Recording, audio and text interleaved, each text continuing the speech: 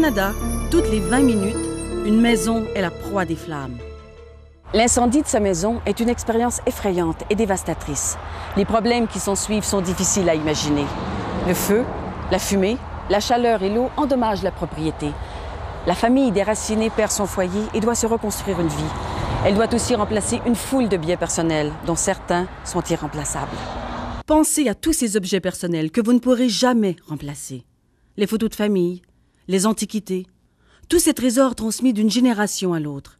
Les bijoux, la vaisselle, le jouet préféré de votre enfant. Et quand il vous prend un être cher, le feu devient une véritable tragédie.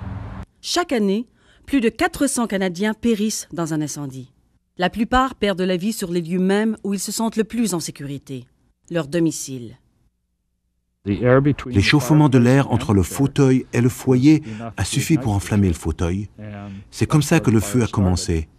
Il s'est ensuite propagé au rideau et s'est étendu jusqu'à la chambre de mon fils. Quelques instants plus tard, tout le rez-de-chaussée était en flammes. En premier lieu, j'ai cherché ma femme. Quand je l'ai retrouvée, je l'ai à peine reconnue. Elle semblait avoir pris 20 ans. J'ai dû la regarder de près pour la reconnaître. Elle était terrorisée. Au début, je pensais que le feu endommagerait juste un peu la chambre de mon fils, qu'avec un peu de peinture et de gypse, je pourrais arranger les choses. Je n'en croyais pas mes yeux. Autant de dégâts en si peu de temps, j'arrivais pas à y croire.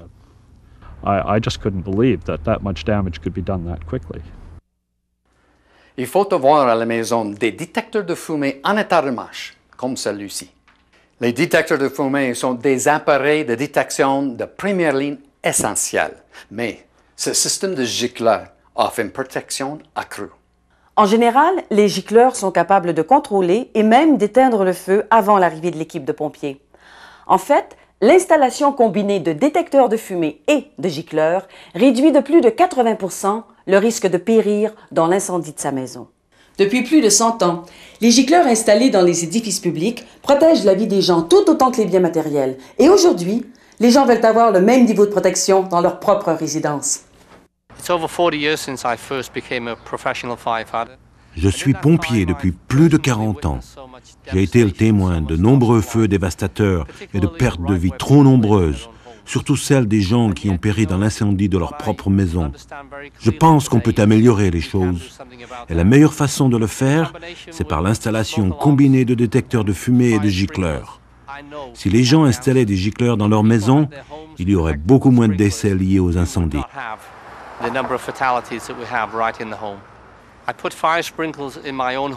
J'ai installé des gicleurs chez moi pour plusieurs raisons. Premièrement, pour protéger ma famille. C'est ce qui compte le plus pour moi. Deuxièmement, parce que je fais entièrement confiance aux gicleurs. Je veux le dire au plus grand nombre de gens possible. Je suis fermement convaincu que grâce à l'installation de gicleurs, ma maison et ma famille sont beaucoup mieux protégées. On va voir ça de plus près. Voici un système type de gicleur installé dans une maison privée. Tout comme la plomberie, c'est un système de tuyaux caché dans les murs et les plafonds. Ensuite, on fixe les gicleurs au mur ou au plafond. Normalement, une seule suffit par pièce. Dans les plus grandes pièces, comme celle-ci, on pourra en installer 2 ou 3. Il y a des centaines de types de gicleurs disponibles pour les installations résidentielles, comme celui-ci, qu'on a l'habitude de voir, ou, encore mieux, celui-ci qui dissimule le gicleur et la plaque tombe juste avant que le gicleur enclenche. Ou, sur le mur de côté, ça ressemble à ça. Chaque gicleur est complètement autonome. Le gicleur réagit à une température ambiante de 57 à 74 degrés Celsius. Une fois activé, il libère alors la quantité d'eau nécessaire pour éteindre le feu. Les gens pensent que le système complet de gicleur peut se déclencher d'un seul coup. C'est faux. En fait, ce qui se passe vraiment, c'est que le gicleur qui se trouve le plus près du foyer d'incendie entre en action et arrose directement le feu. Il se peut qu'un deuxième gicleur se déclenche, mais en général, un seul suffit à éteindre 90% des incendies. Une deuxième fausse idée veut que les gicleurs soient susceptibles de se mettre en marche accidentellement, causant de graves dégâts d'eau. En fait, les probabilités pour qu'une telle chose se produise sont de l'ordre de 1 sur 16 millions. Vous risquez bien davantage de vous faire frapper par la foudre. Nous allons maintenant comparer 12 incendies résidentiels différents. Pour nous aider, nous avons avec nous Sandy McKenzie, qui est chef de la prévention des incendies à Calgary, et Denis Vergette, qui est pompier au service d'incendie de Calgary également. Tout d'abord, on va voir qu'est-ce qui se passe dans cette maison qui n'a pas de gicleur. Ah, Yann, si vous permettez, on va vous laisser jouer avec le feu. Denis et moi, on va vous attendre à l'extérieur. Je vais même fermer la porte en arrière de vous. OK, Sandy, here's the lighter. I got the stopwatch.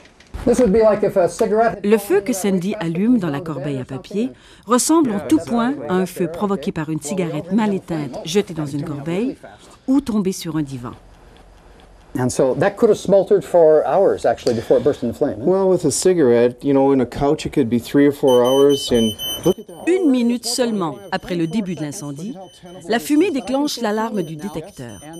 S'il y avait une famille dans cette maison, elle suivrait alors le plan d'évacuation déjà défini, quitterait rapidement la maison et composerait le 911. Une minute plus tard, la température au plafond atteint 550 degrés Celsius et la visibilité est réduite à 0. Des émanations toxiques provoquées par la fumée se répandent dans toute la maison. En moins de 5 minutes, la pièce est complètement enfumée et le feu commence à se propager aux autres pièces.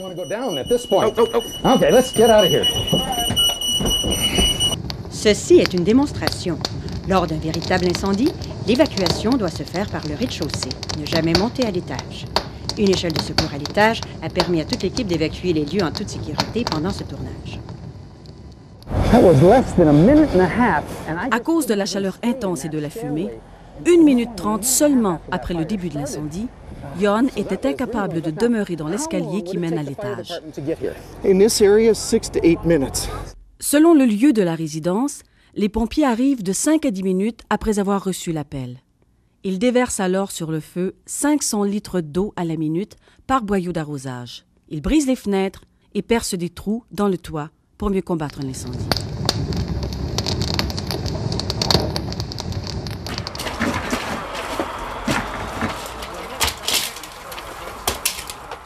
Manon, à la suite de l'extinction de l'incendie, on peut constater que la fumée a tout noirci.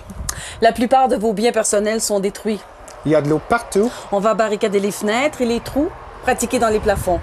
et vous devez trouver un endroit pour vous loger en attendant que votre maison soit reconstruite, si c'est encore possible. Comme vous aviez sans doute des détecteurs de fumée et un plan d'évacuation, votre famille est saine et sauve. Mais malheureusement, trop de gens encore périssent dans l'incendie de leur foyer.